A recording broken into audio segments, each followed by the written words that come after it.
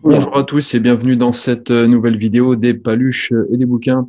Alors aujourd'hui, on fait une émission un peu particulière. C'est la première émission où je reçois deux invités en même temps. Il s'agit de Youssef Indy et de Pierre-Antoine Plaquevent.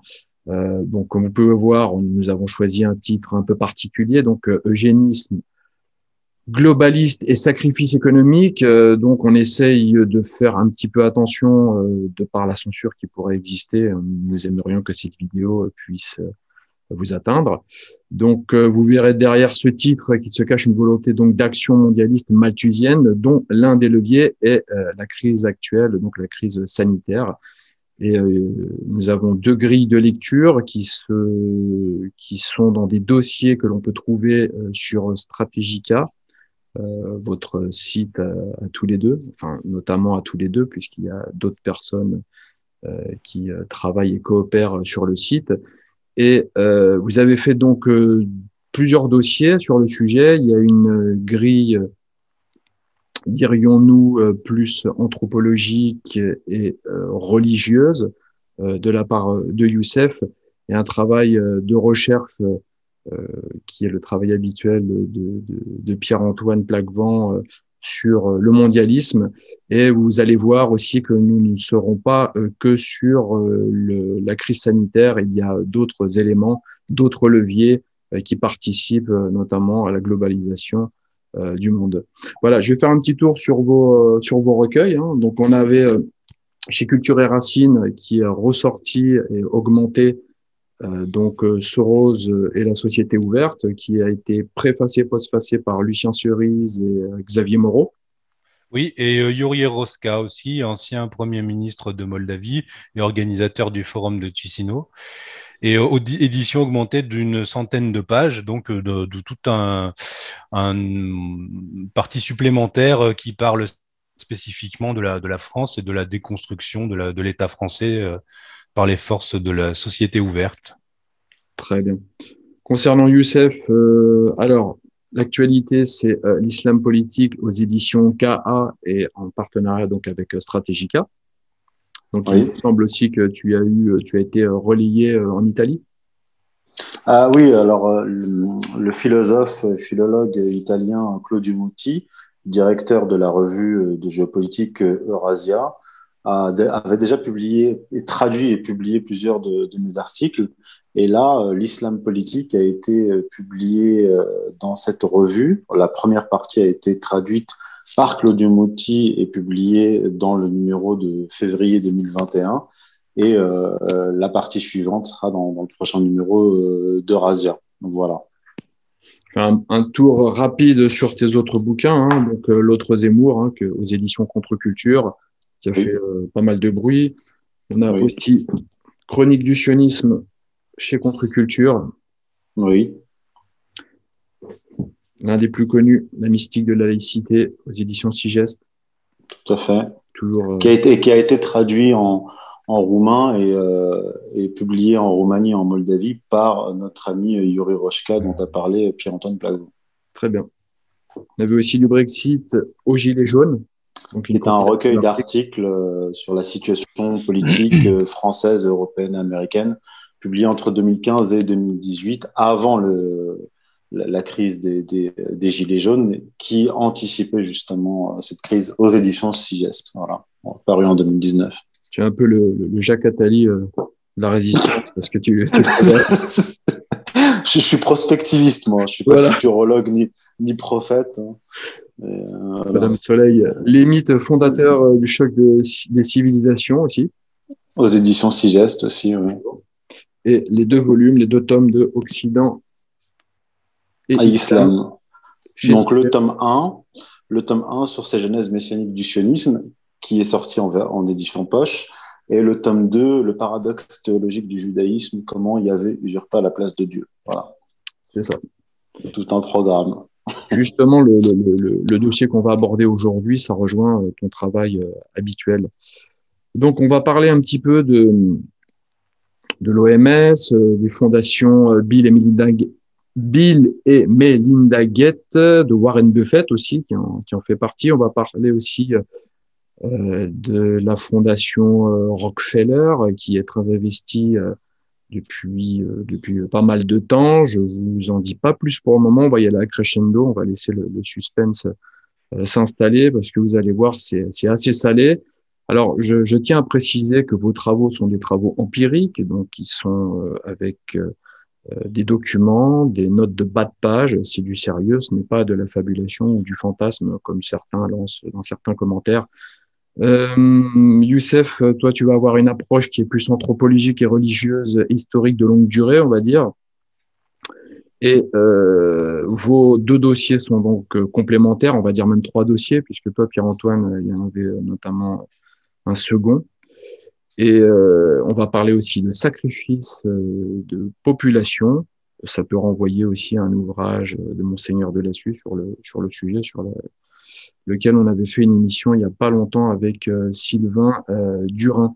Donc Pierre-Antoine, on va débuter avec toi et Youssef, tu rebondiras par la suite comme bon te semble et on jouera au ping-pong durant tout notre discussion. Donc on parlait du rôle de la Chine au sein donc de l'OMS, de la fondation Bill et Melinda Gates, de Warren Buffett. Ils sont spécialisés dans le vaccin, la vaccination globale internationale. Alors pourquoi cet objectif? Alors déjà, je vais resituer le contexte global. Bon, moi, j'ai étudié les réseaux Soros là dans mon livre. J'ai resitué l'action de ces réseaux Soros dans la perspective plus large de la gouvernance globale et du mondialisme. C'est pour ça que je l'ai appelé sous-titré métapolitique du globalisme. Et en fait, si on veut, je continue à étudier ce domaine-là au travers de Stratégica. Et, donc, un des champs d'action prioritaires du globalisme, c'est le contrôle de population. Et en fait, le contrôle démographique par rapport à l'appropriation des ressources énergétiques disponibles à l'échelle mondiale. Parce qu'en fait, c'est ça qui est le plus intéressant, c'est d'arriver à se mettre dans la tête de ces gens-là qui, eux, réfléchissent au niveau mondial. Nous sommes dans des nations, si on veut, donc on réfléchit encore dans des cadres nationaux, mais ces gens-là se projettent toujours à l'échelle globale et agissent à l'échelle globale. Donc à cette échelle globale, les fondations, donc il y a comme l'Open Society agit plutôt au niveau politique, si on veut, de la gouvernance globale, et la fondation Bill et Melinda Gates agit quant à elle plutôt sur les questions donc sanitaires au niveau de comment dire pour influencer les organes de la gouvernance globale que sont l'OMS, l'ONU, tous ces organismes là. Faut toujours garder en tête un petit peu parce qu'en fait on parle souvent, on parle de complotisme, on parle de choses comme ça, mais en fait, les choses sont brouillées de manière à ce qu'on ne comprenne pas la forme réelle, la forme politique réelle du monde dans lequel on vit. Le monde dans lequel on vit, il y a des organismes internationaux, il y a des organismes supranationaux, il y a des États qui sont à peu près au nombre de 200 et qui ont leurs prérogatives qui sont toujours plus réduites justement par les organismes supra-étatiques. Et il y a tout un ensemble de fondations privées, d'ONG et donc d'organisations qui ne sont pas directement connues du grand public et sur lesquelles le grand public n'a pas vraiment son mot à dire, qui, elles, agissent et font de l'influence sur les institutions internationales pour les amener selon leur vue. On a vu récemment, par exemple, la Cour européenne des droits de l'homme, voilà, qui est largement influencée par l'Open Society. Eh bien, la fondation Bill et Melinda Gates, elle, influence l'OMS puisque ses prérogatives sont essentiellement les questions sanitaires et médicales. Voilà. Donc, c'est un petit peu comme si chaque homme d'influence du mondialisme se choisissait un secteur privilégié et mettait le paquet là-dessus. Et à des moments, ils se réunissent, comme je le montre dans un des dossiers, en 2009, lorsqu'il y a eu cette réunion entre Soros, Warren Buffett, Bill Gates, je ne sais plus s'il y avait Ted Turner aussi, mais différents riches oligarques mondialistes qui se sont réunis pour définir un petit peu quels devaient être les objectifs stratégiques et prioritaires pour des gens comme eux. Et ils ont défini parmi ceux-ci l'écologie et justement le contrôle de la population, enfin en tout cas l'excédent de population. Ce sont des gens qui sont pour donc la décroissance de population et Bill Gates le dit clairement à l'échelle 2050, il faudra avoir en fait pour réduire, il lie cette question à la question climatique et pour réduire l'empreinte climatique de l'humanité, concrètement il faut réduire l'humanité parce que nous polluons trop. En fait c'est ce discours qu'on entend constamment partout si on regarde bien, mais en fait il est intéressant de voir d'où provient ce discours, qui le pousse, qui le finance depuis les plus hautes sphères de l'oligarchie mondialiste. Donc voilà, oui, priorité vaccinale, ça fait partie de politique de la Fondation Gates depuis le début, c'est de financer tout ce qui est vaccination, campagne de vaccination de masse et promotion aussi de la vaccination, des nouvelles formes de vaccination aussi, et notamment aussi tout un programme de financement des médias, y compris des médias comme Le Monde, des médias en France et tout, qui sont financés, qui reçoivent des subventions de la Fondation Bill et Melinda Gates pour appuyer ce discours en faveur de la promotion de la vaccination de masse. Alors, il le dit en 2010 au forum de Davos, je crois, il dit nous devons faire de cette décennie celle de la vaccination. Oui, c'est ça, oui, tout à fait. Oui. Non, c'est récurrent. Enfin bon, c'est le leader, euh, le leader en la matière en fait. Très bien. Alors, il expliquait aussi, je crois que c'était, si je ne m'abuse, je vais vous le lire, en décembre 2014, Bill Gates écrivait sur son blog personnel un article intitulé Spending Pennies, Saving Life, le miracle des vaccins, les vaccins, l'un des meilleurs investissements que vous puissiez faire pour améliorer la santé. Il expliquait entre autres, lorsque la santé s'améliore, les pays pauvres peuvent dépenser davantage pour les écoles, les routes et d'autres investissements qui favorisent la croissance, ce qui les rend moins dépendants de l'aide. Les vaccins permettent d'obtenir pour cela, dans certains cas, quelques centimes par injection. C'est pourquoi je dis que si vous voulez sauver et améliorer des vies dans le monde entier, les vaccins sont un investissement fantastique. Donc là, il a quand même enfin, je vais pas dire il y a un double discours parce que ça cache un petit peu les volontés réelles du vaccin quelque part. Parce que là, on est dans un acte philanthropique. Ah oui, de toute façon, le principe est présenté de la sorte. Le principe est philanthropique. Et puis, il y a une ambiguïté, c'est qu'effectivement, en fait, Nathalie, comment dire, il y a des problèmes démographiques dans certains pays africains, mais finalement, ce qui réduit la démographie, la croissance, la natalité naturellement, c'est le développement économique. Tous les démographes montrent que quand un pays commence à se développer, naturellement, les gens font moins d'enfants.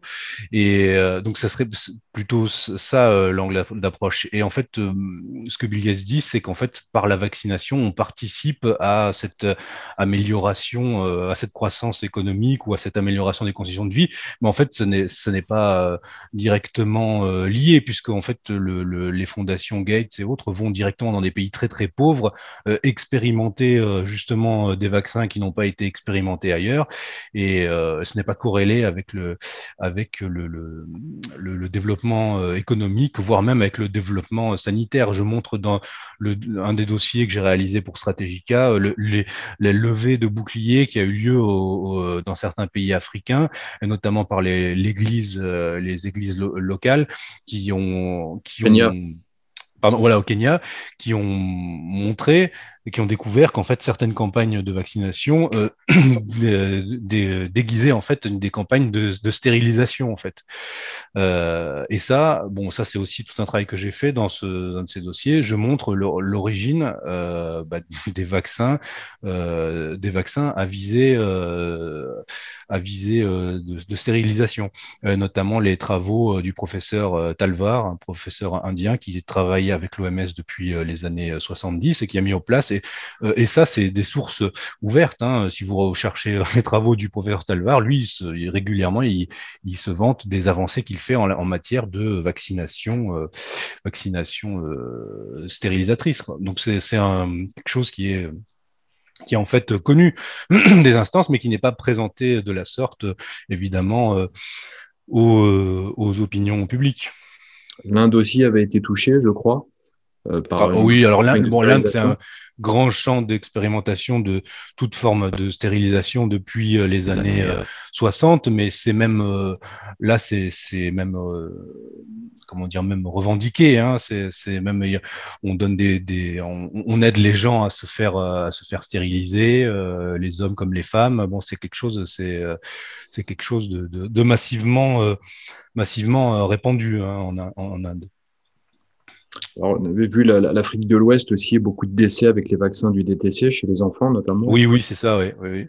C'est quoi, quelque chose comme 50%, c'est ça Là, je ne sais plus exactement sur ce vaccin-là. Donc, il y a vraiment une réduction volontaire donc de la population mondiale. Alors, la question que je me posais régulièrement, c'était de me dire, voilà, ces gens qui agissent en général, ils sont, ces mondialistes, ils sont dans certains pays qu'on retrouve, c'est notamment les États-Unis, Israël, ça peut être l'Angleterre aussi, il y en a chez nous.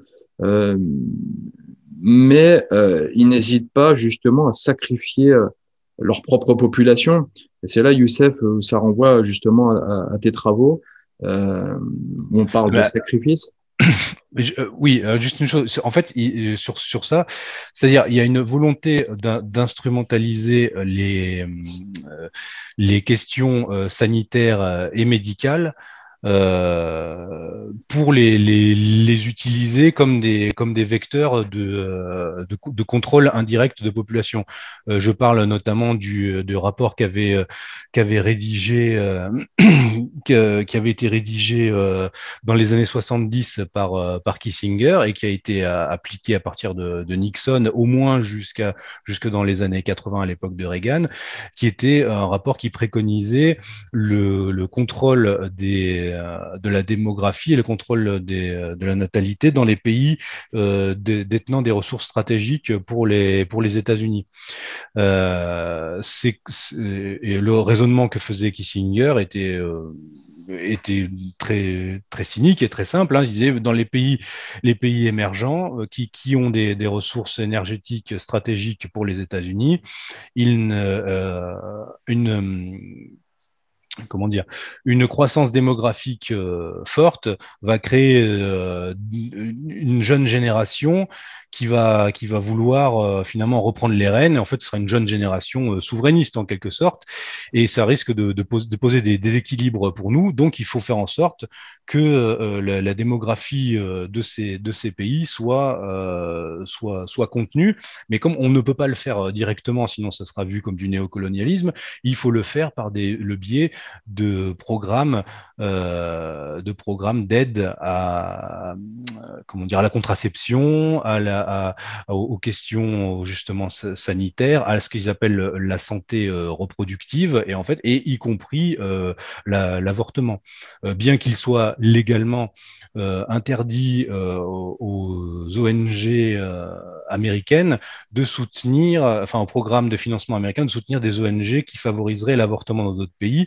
Cela a été largement contourné à de multiples reprises dans cette idée-là. Et ce qui est intéressant d'ailleurs, c'est d'étudier ça. On voit qu'aux États-Unis, il y a depuis longtemps, au moins depuis l'après-guerre, un bras de fer permanent entre, on pourrait dire, ceux qui ont une vision plus pro-vie du soft power américain, hein, on pourrait dire des gens plus conservateurs, et puis ceux qui ont une vision plus façon démocrate, ils disent non, il faut au contraire utiliser tous les leviers possibles, y compris ceux même de l'avortement et autres. Donc c'est de cette manière-là que s'est questions sont plutôt présentées et employées. Donc, il est toujours difficile de les de les affronter comme ça en disant ah oui, vous avez une volonté de réduire la population, vous avez une volonté de sacrifier les gens, parce que c'est toujours présenté sous l'angle de la philanthropie, de la santé, de l'aide au développement. On le voit il suffit d'aller sur n'importe quel de leurs sites, on voit. Et de l'écologisme.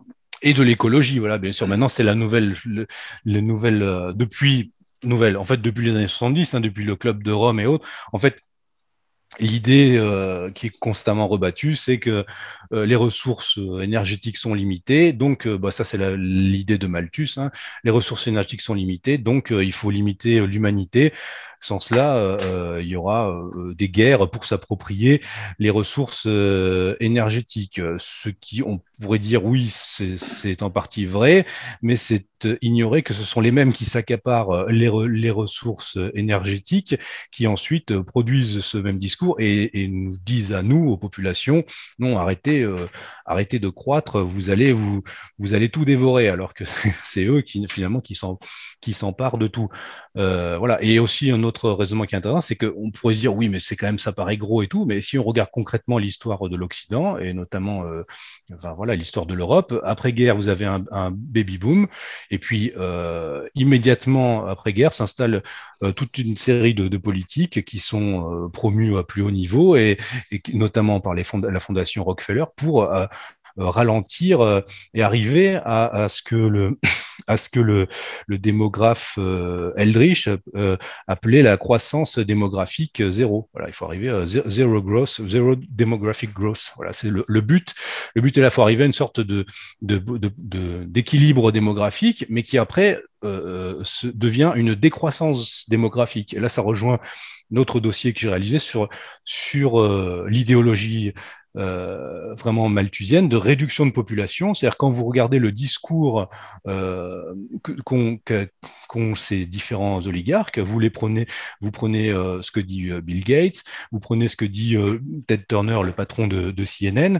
Lui, par exemple, il explique que l'optimum démographique, c'était à l'époque du Paléolithique, quand il y avait 500 millions d'humains sur Terre. Il dit voilà, là, si on est, mais il explique aussi que malheureusement, ce n'est plus possible à notre époque. Donc, si on veut une humanité moderne, civilisée, il faudrait arriver à 2 milliards de personnes. Et là, on pourrait se répartir, on serait dans une sorte de paradis sur Terre avec des ressources disponibles pour tout le monde. Donc 2 milliards, ça fait quand même, il va falloir mettre les bouchées doubles pour y arriver. Et donc et en fait, chacun de ces, ce qui est intéressant, c'est de voir aussi quelqu'un comme Paul Eldridge qui avait écrit le fameux livre la bombe démographique, la population bomb, la bombe de la population. Et en fait, lui, dans les années 70, il préconisait même en fait une forme de gouvernement mondial dans lequel les États seraient devenus subsidiaires, et en fait chaque État aurait charge d'appliquer localement ce que le gouvernement mondial déciderait en termes d'urgence démographique. Bon, à l'époque, et si on regarde toutes les prédictions qui étaient faites dans les années 70, on avait un petit peu comme maintenant sur le réchauffement climatique, mais d'autres types de prévisions, des prévisions plus apocalyptiques les unes que les autres. Et intéressant de voir, d'ailleurs, souvent, c'est un petit peu comme les frères Huxley. Paul Eldridge avait un frère, Simon Eldridge, qui a écrit la version, si on veut, romancée des travaux de son frère, sous la forme d'un livre de science-fiction qui avait même été adapté en film, où il parlait des mêmes sujets, où il disait qu'un gouvernement mondial, appelé un gouv-monde, qui gérait des États qui étaient devenus subsidiaires et qui en fait étaient chargés d'appliquer des mesures draconiennes en matière de contrôle de population, parce que finalement il n'y avait plus assez de ressources énergétiques pour l'humanité, donc il fallait limiter l'humanité. Voilà, donc c'est un petit peu cette idée-là est récurrente dans les instances mondialistes depuis les années 70, depuis les travaux du Club de Rome. Et à notre époque, elles ont été largement vulgarisées et elles sont un petit peu dans la tête de tout le monde, en fait, notamment les jeunes générations. vous parlez souvent, vous parlez avec des jeunes, vous verrez qu'ils ont cette espèce de dette climatique qui pèse sur leurs épaules. Ils ont l'impression que c'est de leur faute, voilà, et que donc il faut faire quelque chose. On a quand même on a des gens qui font maintenant la promotion de la vasectomie, de l'autostérilisation, oui, il faut se faire opérer pour ne plus faire d'enfants pour la planète, voilà. Donc Oui, on est quand même dans quelque chose. J'ai déjà entendu ce genre de discours autour de Ah moi. oui, C'est dingue. et ça rejoint. Alors là, on arrive à quelque chose. Quand vous creusez, ça c'est la partie finalement, ce sera peut-être le sujet d'un prochain dossier. En tout cas, c'est les travaux que je suis en train de mener en ce moment sur finalement la religiosité autour de cette thématique de Gaïa, de la Terre, de cette espèce de néopaganisme finalement qui envahit un petit peu tout le discours, y compris le discours de l'Église, puisque Bergoglio est à fond là-dedans, hein, parce qu'il a même fait Bergoglio, c'est le pape actuel, c'est ça? Oui, ouais, voilà, oui, excusez-moi. Pierre Hillard en parlait dans un Non, dossier le là pape actuel, récemment, c'est justement. Benoît XVI, donc enfin, j'ai du mal à ça. Mais après, mais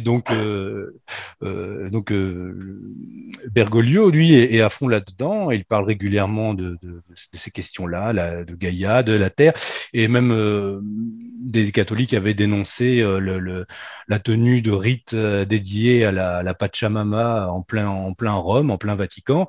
Donc on est là-dedans. Alors l'Église peut présenter ça comme une tentative justement Est-ce de. que, Pierre-Antoine, est-ce que Oui, vous pouvez excusez-moi. préciser ce qu'est le Pachamama, Oui, c'est ce qui la s'est déesse passé? mère en fait. Hein. C'est la déesse mère amérindienne. Et en Voilà. fait, au sein même du Vatican, a été reçue une délégation d'Amérindiens en fait, hein, de peuples, enfin comment on pourrait dire, oui, indigènes si on veut, et qui ont qui ont tenu un peu leur rite païen qu'ils ont fait, mais dans l'enceinte du Vatican en présence même de cardinaux et du pape lui-même. Donc ça a créé une sorte de scandale. Cette effigie a même été, enfin une idole de la Pachamama a même été exposée, je crois, et un catholique s'en est emparé et l'a jeté dans le Tibre. Donc il y a encore des iconoclastes pratiquants, donc ça va. Mais donc le problème vraiment est assez large puisque ce discours envahit tout et au point que même l'Église se pense obligée de commencer à avoir un discours de la sorte, c'est que soit l'Église est pilotée pour obtenir ce discours, soit elle se dit bon ben on va épouser ce discours pour essayer de le faire nôtre et nous placer un petit peu au sommet de la crête, puisque c'est un petit peu le pape François est un jésuite, bon, c'est ce qu'ont fait les jésuites depuis plusieurs siècles, hein, c'est d'essayer d'épouser les formes contemporaines du cosmopolitisme et essayer de placer l'Église en tête de ce cosmopolitisme. Et finalement, l'Église catholique actuelle se dit, bon, ben, comme la gouvernance mondiale est inéluctable, on va essayer de lui donner, nous, d'en être un petit peu la forme catholique. Et c'est vrai que sur certains thèmes, comme justement l'avortement, là, par contre, le pape François ne cède pas pour l'instant, mais au prix au prix d'autres reculs sur d'autres questions qui sont absolument problématiques pour un catholique. Voilà. Donc, on voit la crise sanitaire est un levier turbo, on va dire, parce que ça a accéléré énormément de choses depuis l'année dernière. On nous emmène dans un nouveau monde, un changement donc de paradigme qui peut être compris en profondeur sans une approche anthropologique, religieuse et historique.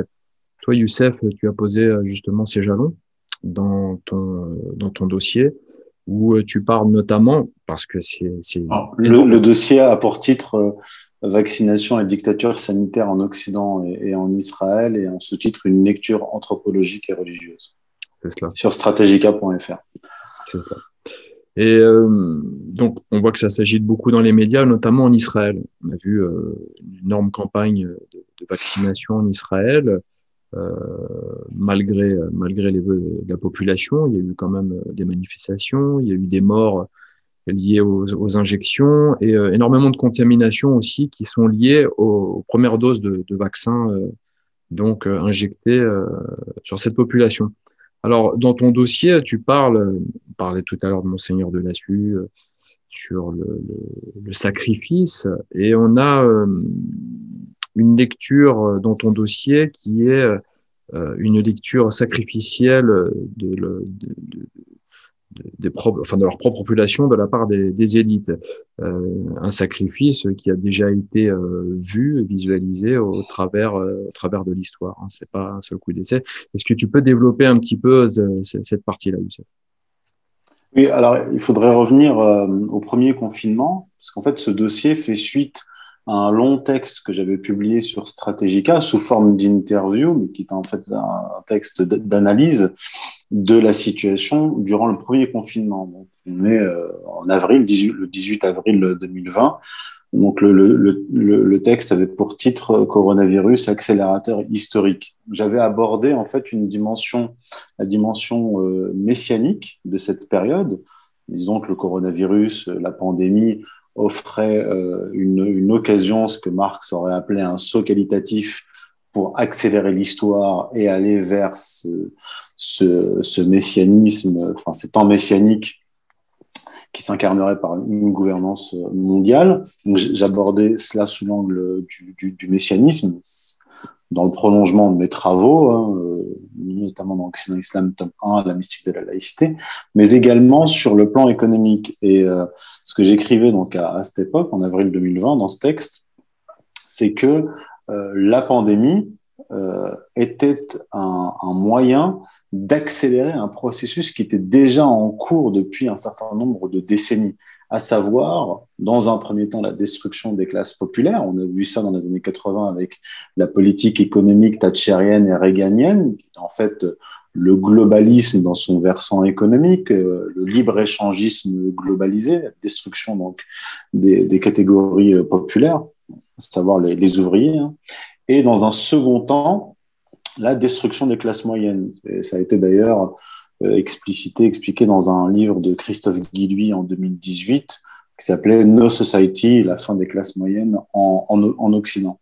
Et donc, le coronavirus a été le prétexte pour confiner, et le confinement étant le moyen de la destruction économique et donc par suite destruction des classes moyennes, parce que effectivement le confinement, la fermeture des entreprises, restaurants, commerces, etc., achevait de façon accélérée ce processus de destruction. Et ce qui était intéressant, donc là on en vient à mon dossier actuel sur Stratégica, dictature sanitaire et vaccination en Occident et en Israël, c'est qu'il y avait un storytelling. Le storytelling, c'était officiel, hein, le discours officiel, c'est nous allons confiner, donc détruire l'économie, hein, ça c'était clair, c'était implicite, pour sauver la santé publique.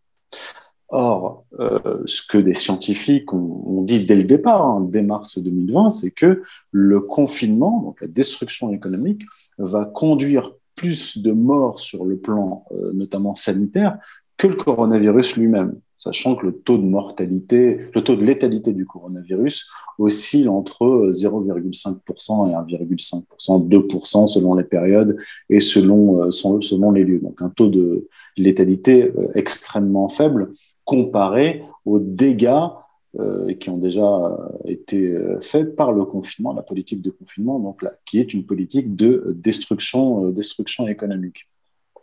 Et donc, dans ce présent dossier, j'aborde cette question-là sous un autre angle, sous l'angle anthropologique. Alors, pour rester sur l'économie, puisqu'après peut-être qu'on va élargir, hein, pour rester sur l'économie, il y a une sous-partie de mon dossier que j'ai appelée tournant civilisationnel en Occident de la société de consommation à la société de consommation.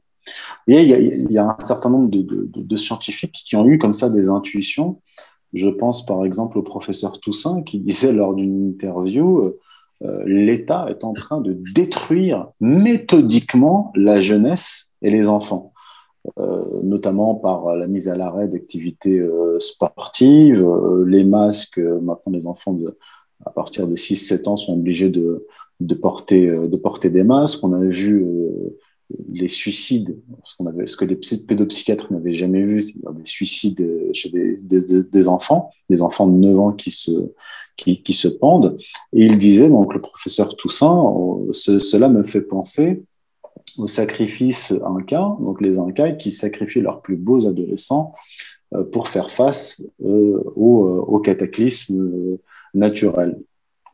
Et donc, à partir de là, dans mon dossier, j'ai fait un parallèle entre la société aztèque et la politique actuelle menée en Occident, c'est-à-dire de destruction économique, donc de destruction des personnes réelles. Hein, parce que quand on dit qu'on va détruire, qu'on va fermer des entreprises, etc., là, on a eu des chiffres qui ont été annoncés par des organismes spécialisés dans les années 2020 qui annoncent une hécatombe, c'est-à-dire des centaines de milliers de pertes d'emplois, de dizaines de milliers d'entreprises qui vont fermer d'ici la fin 2021. Donc, il va y avoir un énorme problème, même d'ordre sanitaire. Sans parler du fait, et là, j'insiste là-dessus, que la suppression de lits d'hôpitaux en France a commencé notamment en 2003. Entre 2003 et 2017, l'État français a supprimé 69 000 lits d'hôpitaux. Et ce qui est encore plus intéressant, c'est que au début de la pandémie, donc début 2020, on nous a dit on va confiner pour sauver la santé publique. Or, dans le même temps, au moment où on confinait, on détruisait l'économie, on continue à supprimer des lits d'hôpitaux par centaines. Donc, on a eu plusieurs milliers de lits d'hôpitaux qui ont été supprimés au courant de l'année 2020 et ça a continué en 2021. Donc, le discours est mensonger, c'est-à-dire que l'objectif n'est pas de sauver la santé publique. Donc, je reviens à l'économie. Dans la société aztèque, vous allez comprendre le parallèle, on sacrifiait des dizaines de milliers de personnes par an. Et ces personnes étaient essentiellement des prisonniers de guerre et des esclaves. Mais des esclaves et des prisonniers de guerre qui étaient devenus inemployables. Donc, ça constituait une réserve d'énergie qu'appelait l'anthropologue Georges Bataille la part maudite, c'est-à-dire une partie de l'énergie qui n'est pas utilisable sur le plan économique et qui peut s'avérer dangereuse pour le pouvoir. Et donc, on sacrifiait ces dizaines de milliers de personnes pour prévenir notamment des révoltes. Et en fait, aujourd'hui, depuis la période élection de Trump, Brexit en 2016 et la révolte des Gilets jaunes, il y a ouvertement une guerre entre le pouvoir, les élites, les dirigeants occidentaux, l'oligarchie, et la France périphérique, la Grande-Bretagne périphérique, l'Amérique périphérique, l'Italie périphérique, l'Allemagne périphérique, c'est-à-dire une partie de la population qui est majoritaire, en France c'est 60%, qui est, du point de vue des élites globalistes comme Klaus Schwab, inutile. D'ailleurs, c'est ce que dit Laurent Alexandre, l'urologue transhumaniste à Polytechnique, il leur dit « vous êtes des dieux, donc vous, des futurs dirigeants, et les gilets jaunes sont des inutiles. » Donc, par extension, c'est les catégories populaires et encore par extension, les classes moyennes. Donc, des gens qui sont inutiles économiquement, politiquement, parce que, comme le dit Klaus Schwab, d'ici 2030, d'après eux, 3/4 des emplois seront automatisés, donc remplacés par des machines. Donc inutile, et deuxièmement, dangereuse, puisque ces populations dont on détruit les emplois ont tendance à se révolter ces dernières années contre ces élites. Donc, ils sont face à un problème extrêmement difficile à gérer. Et c'est là qu'on revient à la question de la dépopulation, parce que comme l'expliquait Pierre-Antoine Plaquevent, réduire la population dans des zones qu'on voulait contrôler, que l'Empire américain voulait contrôler, ce n'est pas exclusif à l'ancien tiers-monde. C'est qu'aujourd'hui, en Occident, on a des populations qui empêchent le système globaliste, son idéologie, de s'installer. Et ceux qui empêchent la mise en place de ce projet qui est d'essence messianique, ce sont, les catégories populaires, et deuxièmement, ce qu'on appelle les classes moyennes. Donc, les classes moyennes, ça va jusqu'à la petite bourgeoisie, en réalité. Et donc, on en arrive à la société de consommation, de consommation, parce que, comme je cite Georges Bataille qui disait, donc lui, il écrivait ça dans les années 1940, il disait « Il était aussi important pour les Aztèques de consommer qu'il est important pour nous de travailler ». Mais on était dans les années 40, après la Seconde Guerre mondiale, donc dans une période d'essor économique et avec la, la société de consommation embryonnaire. C'est le Fordisme, c'est toute cette conception capitaliste du XXe siècle qui consiste à augmenter les salaires des catégories les plus basses pour qu'elles consomment et pour faire ainsi tourner l'économie avec cette conception qui est keynésienne. Mais aujourd'hui, le capitalisme s'est transformé et c'est une autre vision de l'économie qui est en train de s'installer, à savoir, en fait, ça ressemble un petit peu à l'ancien tiers-monde, c'est-à-dire une masse pauvre et une petite élite, le haut de la société, extrêmement riche, avec quasiment rien entre les deux. Vous voyez ? Et donc, et moi, je pose la question, je dis, mais est-ce que l'Occident aujourd'hui n'est pas entré dans un modèle de société qui est celui de la consommation, c'est-à-dire la destruction des populations devenues inutiles. Et si on prend... Alors, ce qu'il faut comprendre, c'est que le monde occidental déchristianisé ressemble beaucoup plus aujourd'hui aux sociétés archaïques qu'aux sociétés traditionnelles ou à la période médiévale en réalité. Parce que il y a toujours un mythe qu'on appelle aujourd'hui le storytelling, qui vient habiller une idéologie, des pratiques politiques, même des pratiques religieuses, notamment sacrificielles, j'y reviens, pour le faire accepter par la société. Là, je reviens encore aux Aztèques. Pourquoi est-ce qu'ils sacrifiaient ? Le discours, c'était quoi ? Le mythe, c'était quoi ? Le mythe, c'était de dire, nous allons sacrifier, vous sacrifiez la population, donc surtout les esclaves et les prisonniers, pour nourrir le dieu soleil. Le dieu soleil lui-même était en fait une divinité qui s'était jetée dans un brasier, qui est devenu le soleil, et les Aztèques croyaient qu'il fallait sacrifier des personnes par milliers pour offrir la chair et les cœurs encore battants au soleil pour que le soleil vive, qu'il ne meure pas, et ainsi faire vivre toute la société et toute l'humanité. Donc c'était ça le discours, c'était ça le mythe. Mais le mythe venait habiller une pratique qui avait un objectif, comme je l'ai dit, social, économique, politique, c'est-à-dire de se débarrasser d'une partie de disons qu'il faisait d'une pierre deux coups, se débarrasser d'une partie de cette population surnuméraire qui était inemployable et dangereuse. Et aujourd'hui, on a toujours un mythe, sauf que ça s'appelle le storytelling. Le storytelling, c'est quoi ? C'est nous allons fermer les écoles périodiquement, fermer les entreprises, donc mettre au chômage des centaines de milliers de personnes pour sauver la santé publique.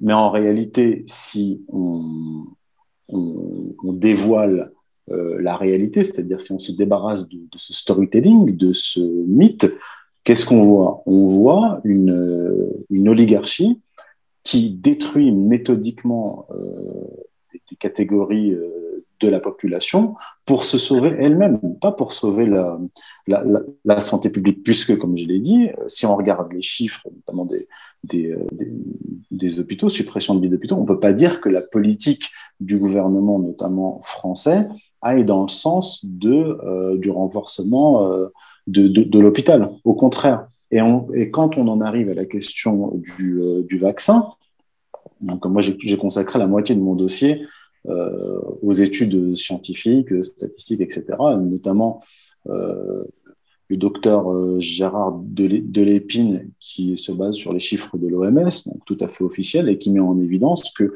les pays qui ont vacciné massivement, à commencer par Israël et la Grande-Bretagne, ont vu exploser le nombre de contaminations et exploser le nombre de morts. C'est-à-dire qu'en Israël, par exemple, à partir du moment où ils ont commencé à vacciner massivement, il y a eu une augmentation de 400% des contaminations et de 300% du nombre de morts. Et pareil en Angleterre, pareil en Grande-Bretagne, pareil au Koweït, pareil aux Émirats arabes unis, pareil à Gibraltar, et ainsi de suite. Donc, on voit que non seulement la politique sanitaire de confinement détruit une partie de l'économie et par suite, parce que ça va générer des problèmes de santé extrêmement graves, mais de plus, ils mettent en place des campagnes de vaccination qui sont dangereuses. Je ne parle même pas des thromboses, là je rapporte toutes les études, même, notamment israéliennes, de jeunes même de moins de 30 ans qui sont qui n'avaient aucun problème de santé et qui sont morts, littéralement. Là, en France, on commence à avoir des témoignages dans les hôpitaux. Donc, il faut pas prendre cela à la légère. La disparition, en fait, en Occident, de la religion qui a mis un terme à ces pratiques sacrificielles, qu'est le christianisme, a ouvert la porte à cet archaïsme sacrificiel qui revient. Et on parlait de la dépopulation, et c'est pareil. Si on prend les choses sous un autre angle, par exemple la question de l'avortement qui fait suite à la chute finale du catholicisme en Occident, on voit une remontée de cet archaïsme. Je vais vous donner juste quelques dates, vous allez très vite saisir. 1962, Vatican II. Vatican II, le Concile Vatican II, qui a été sur le plan statistique démontré la chute finale de la pratique catholique dans toutes les régions catholiques en Occident. Donc 1962-65, Vatican II, le Concile de Vatican II. 1974, la loi donc autorisant l'IVG en France, l'avortement. Donc on tue littéralement des innocents, c'est-à-dire de futurs enfants, de futurs bébés dans le ventre de leur mère. Là, on est à plus de 200 000 avortements par an en France. Et en 1981, l'abolition de la peine de mort pour les criminels. Et pourquoi je dis que c'est un rapport avec les sociétés archaïques?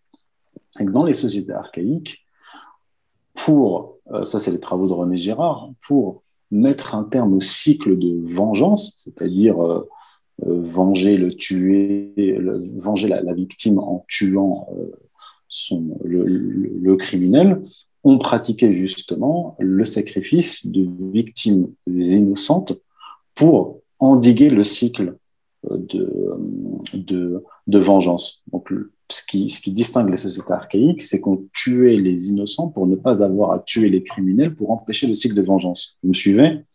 Eh bien, en France, par exemple, donc, chute du catholicisme dans les années 60, 1974, IVG, donc on autorise le meurtre de masse des enfants, donc par définition qui sont innocents, et en 1981, on a l'abolition de la peine de mort qui épargne les criminels. On pourrait répondre, oui, mais les victimes, elles ne sont pas épargnées. On a épargné les criminels en supprimant la peine de mort, mais ça signifie que la justice ne venge plus les victimes innocentes qui ont été tuées. Or, la civilisation, toutes les civilisations ont inventé cette institution qui s'appelle la justice, qui, elle, va s'occuper de venger les victimes pour éviter justement le cycle de vengeance personnelle. Donc, on peut prendre les choses sous différents angles et quel que soit l'angle sous lequel on prend le problème, on retombe toujours sur le vide religieux qui est fondamentalement ce qui a permis tous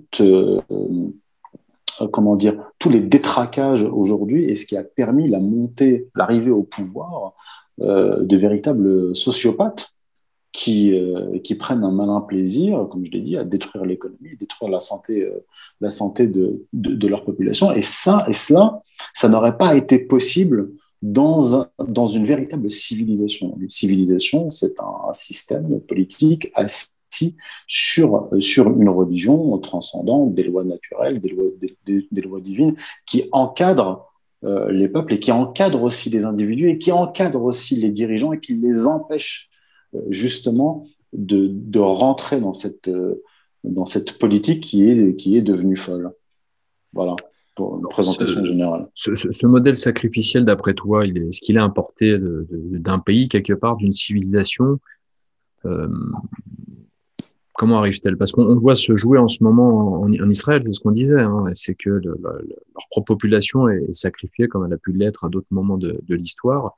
Est-ce que d'après toi, ça peut être un modèle qui est importé d'Israël ou pas du tout, ça se joue d'un autre angle? Alors, Il n'y a pas d'importation parce que, par exemple, dans la civilisation Je veux dire, c'est qu'ils sont des européenne, influences. On voit qu'il y a une influence oui, sur la France à l'heure ah, actuelle j'ai de leur compris, modèle. j'ai compris le sens de la question. Mais je vais rester sur l'Europe et ensuite je vais en venir à Israël et je vais montrer comment ça s'articule. Dans la civilisation européenne, avant l'avènement du christianisme, le sacrifice humain était pratiqué, même dans des sociétés développées comme dans la société grecque. Vous aviez, par exemple, le sacrifice de ce qu'on appelait les pharmakon, c'est-à-dire des personnes qui étaient comme le bouc émissaire chargées des péchés, de toutes les impuretés de la société grecque, et qui étaient ensuite lynchées, lapidées, etc. Vous aviez le culte de Dionysos. Pierre-Antoine Pagvan pourra en parler aussi, de Dionysos, qui était une divinité qui demandait des sacrifices humains, qui mangeait de la chair humaine. On faisait des sacrifices humains pour Dionysos. Dans la société romaine, il y avait la suppression systématique des cadets, c'est-à-dire dans la société romaine avant l'avènement du christianisme, donc avant 390 avec l'empereur Théodose Ier converti au christianisme, vous aviez une suppression systématique de la deuxième fille. C'est-à-dire qu'il était extrêmement rare, voire impossible de trouver une famille romaine avec deux filles. La deuxième fille était supprimée. Et vous retrouvez de toute façon la même chose dans le monde arabe, où très souvent les pères, comme dans la société romaine, tuaient leurs filles, ils les enterraient vivantes. Et c'est l'islam qui est venu mettre un arrêt à ces pratiques. Donc, de nos jours en Occident, ce sont les mères qui pratiquent ça par l'avortement médical, en fait, hein, puisque ce sont les mères qui choisissent, souvent sans même demander l'avis du père, en fait. Hein. Tout à fait. Donc on est dans un matriarcat, et là ça rejoint justement Gaïa. On revient même plus à un patriarcat de type romain, on revient vraiment à un matriarcat de type quasiment justement paléolithique en fait.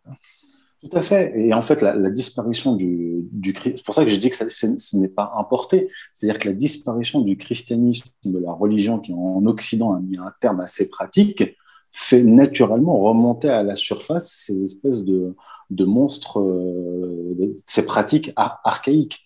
Et donc là, pour faire le lien avec Israël, donc je l'explique dans le dossier, comme je l'expliquais dans mon tome 2, il faut savoir que dans l'Antiquité, les Hébreux pratiquaient le sacrifice d'enfants, tout comme leurs voisins cananéens, babyloniens et arabes. Et dans la Bible hébraïque, vous trouvez des passages où il y avait demande des sacrifices d'enfants, le premier-né. Alors, c'était des sacrifices expiatoires ou rémunérateurs, mais aussi des sacrifices de fondation. Les sacrifices, c'est un spectre extrêmement large.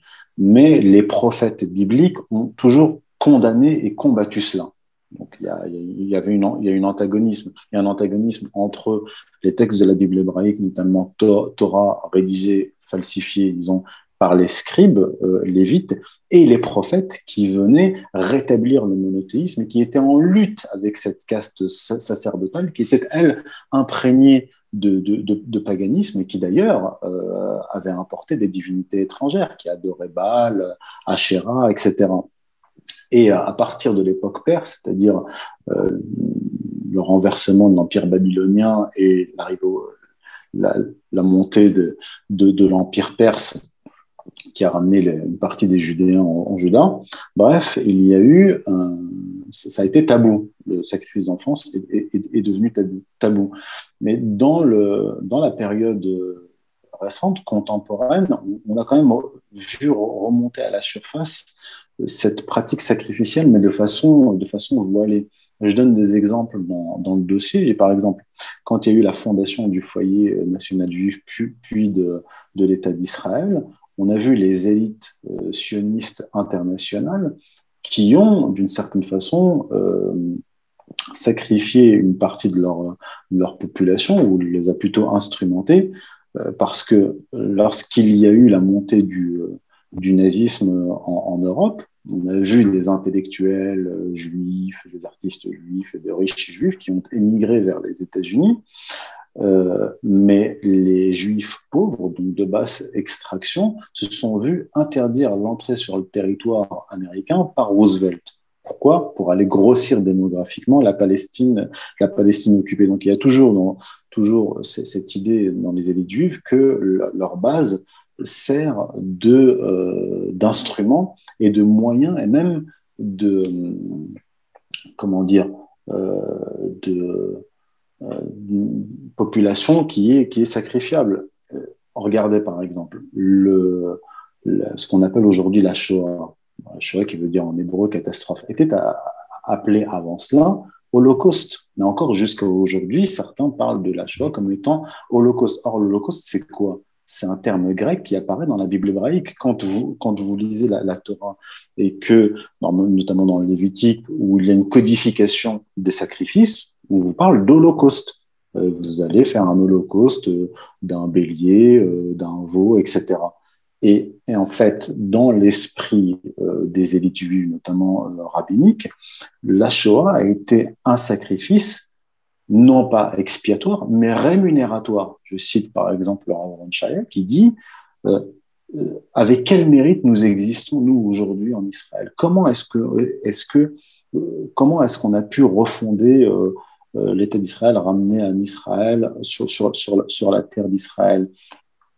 Comment se fait-il que l'ONU a reconnu Israël, etc. Et il dit, c'est grâce au mérite des Juifs qui sont morts durant la Seconde Guerre mondiale. Donc, il y a cette idée que les morts, donc les sacrifiés de cet holocauste, vont apporter des bénéfices politiques, diplomatiques et même économiques, puisque des associations qui prétendent être les représentants des victimes, des descendants des victimes de la Shoah, touchent de l'argent auprès de sociétés, notamment la SNCF, le gouvernement allemand, et le gouvernement allemand qui offre quasiment régulièrement des sous-marins nucléaires à Israël. Donc cet holocauste est devenu un moyen de rémunération politique, économique et diplomatique. Et aujourd'hui, avec la vaccination de masse, beaucoup de gens se sont posé la question par rapport à Israël en se disant mais pourquoi est-ce que les dirigeants israéliens sacrifieraient une partie de leur population, sachant que le vaccin est dangereux? D'ailleurs, je rappelle que le président PDG de Pfizer, Albert Bourla, a refusé de se faire vacciner. Donc, ce qui peut paraître quand même légèrement suspect. Et beaucoup de gens se sont posé la question. Donc, je rappelle dans le dossier que si on remonte à l'Antiquité, aux pratiques sacrificielles du peuple hébreu et la conception encore qu'ont les élites juives aujourd'hui d'Israël, de la population qui vit en Israël, là on peut comprendre qu'effectivement ils n'hésitent pas aujourd'hui à sacrifier une partie de leur population pour obtenir un bénéfice. C'est pour ça que les oligarques juifs sionistes qui vivent aux États-Unis, en France, en Europe, ne vont pas s'installer en Israël. Tout au plus, ils y vont pour des colloques, mais ils reviennent à leur confort à Londres, New York, Los Angeles, etc. Donc, ils n'ont aucun intérêt à y vivre. Pour eux, le peuple d'Israël, à commencer par les séfarades qu'ils ont fait venir en masse en Palestine occupée, c'est de la chair à canon. Donc, ils n'ont comment dire, il n'y a aucune règle morale qui les empêche de sacrifier cette population pour atteindre un objectif supérieur. Comme le disait Laura Voronchaya. Laura Voronchaya, il dit, mais pour un peu de souffrance, tu obtiens l'infini, ça vaut le coup. Donc pour eux, il s'agit toujours de sacrifier une partie de la population pour obtenir des bénéfices. Et là, c'est là qu'on en vient, en fait, non pas ce dont on nous parle, la pseudo-civilisation judéo-chrétienne, mais plutôt du judéo-paganisme, c'est-à-dire un Occident déchristianisé revenu à une forme de paganisme, d'archaïsme, et une alliance avec le judaïsme politique qu'on peut appeler Israël, puisque Israël c'est le judaïsme en action, qui n'a jamais véritablement abandonné cette conception sacrificielle, archaïque. Et c'est là qu'on peut comprendre comment est-ce qu'Israël a pu être utilisé comme modèle, pas seulement sur la question vaccinale, mais là aujourd'hui pour ce qui nous intéresse sur la question vaccinale, c'est pas parce qu'il y aurait un lien judéo-chrétien, mais c'est parce que l'Occident a été déchristianisé et qu'il est revenu au paganisme qu'il a pu se laisser imposer un modèle qui est en fait judéo-païen, parce qu'une bonne partie du judaïsme aujourd'hui garde ce vieil héritage païen oriental. Sur cette question, on pourrait aussi, il y a effectivement, beaucoup de commentateurs expliquent régulièrement qu'on a l'impression d'être dans une forme de nouveau bas empire romain. Mais c'est réellement le cas, sauf que effectivement, à l'époque du bas empire romain, on allait sortir progressivement de ce paganisme dont parlait Youssef pour rentrer progressivement dans la civilisation chrétienne. Là, c'est effectivement le mécanisme inverse, la séquence inverse qui est enclenchée en fait, c'est-à-dire on sort progressivement de la civilisation chrétienne pour entrer vers cette forme de naturalisme pagano-techno-scientifique. Et il y a cette influence orientale dont a parlé Youssef, mais il y a aussi cette influence qui est interne à l'Occident, on pourrait dire, de par l'idéologie de la théosophie ou de la franc-maçonnerie anglaise. Si on regarde ça, c'est un prochain dossier que je suis en train de réaliser pour Strategica, sur vraiment l'origine l'idéologie des pères du planning familial ou de l'eugénisme. Et la plupart étaient liés à la franc-maçonnerie anglaise ou à la théosophie. Et dans la théosophie ou dans la franc-maçonnerie, il y a cette idée que finalement est vraiment humain celui qui est initié, celui qui participe de la divinité par les rites qu'il a reçus. Donc, partant de là, on a là encore une idéologie qui est connexe avec ce qu'a développé Youssef, c'est-à-dire une partie de l'élite qui se pense réellement humaine ou humano-divine, ce que disait Youssef sur Laurent Alexandre, qui s'adresse aux élites en leur disant « vous êtes des dieux ». Bon, la promesse « vous serez comme des dieux », pour nous chrétiens, on sait qu'il l'a faite aux humains pour les perdre, pour les perdre. Donc, c'est toujours cette même idée qui est récurrente et qu'effectivement, le christianisme, en tout cas dans notre ère civilisationnelle, était venu empêcher. Youssef parlait très justement cette tension interne au judaïsme antique entre les prophètes et finalement les judéo-païens. On avait la même chose. La seule ère civilisationnelle où le sacrifice humain était combattu, notamment parce que le sacrifice humain était souvent le fait de sectes ésotériques qui n'étaient pas connues du grand public et pas tout le temps en fait. Et à Rome, par exemple, les autorités combattaient justement les cultes à mystère de Dionysos et ce type de culte où à des moments on pouvait avoir des sacrifices humains. Donc finalement, on avait notre civilisation, c'est la romanité et les prophètes qui vont donner le christianisme. Ça. Et donc finalement, depuis toujours, ce qui fait l'essence de notre civilisation a combattu ces pratiques-là. Bon, progressivement, effectivement, en rejetant le christianisme, d'abord, comme on dit, le poisson pourrit toujours par la tête. Ce sont les élites qui ont commencé par rejeter le christianisme au travers des loges, au travers de tous les cercles initiatiques, ésotériques ou occultistes. Et progressivement, ils ont fabriqué la société à l'image de leur idéologie.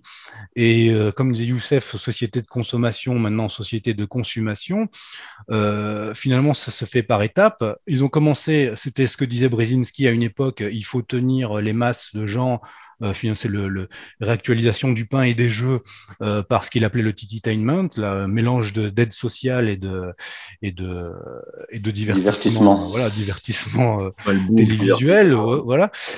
Et maintenant, malgré tout, cette masse surnuméraire, ces hommes surnuméraires, comme dirait Finkielkraut à propos des Palestiniens, eh bien, c'est cette masse surnuméraire dont nous faisons partie. Maintenant, il faut passer une étape parce que malgré tout, on consomme de l'énergie. Si on n'en produit plus à la manière des sortes comme dans Matrix, vous voyez, si on produit plus de l'énergie, on en consomme. Donc, il faut nous éliminer, c'est logique.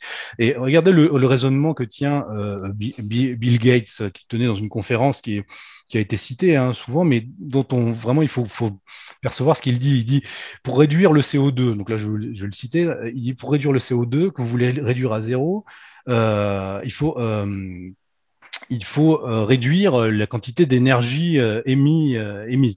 Donc, examinons chacun des éléments et voyons comment nous pouvons atteindre l'objectif zéro. Donc, zéro énergie carbone. Eh bien, il dit tout d'abord la population. Le monde compte aujourd'hui 6 milliards,8 d'habitants à l'époque de sa conférence en 2010, je crois, et ce chiffre devrait passer à 9 milliards. Si nous faisons un excellent travail sur de nouveaux vaccins, des soins de santé et des services de santé reproductive, donc tout ce qui a trait à la reproductive health, donc avortement, etc., nous pourrions peut-être réduire ce chiffre de 10 à 15%. Voilà.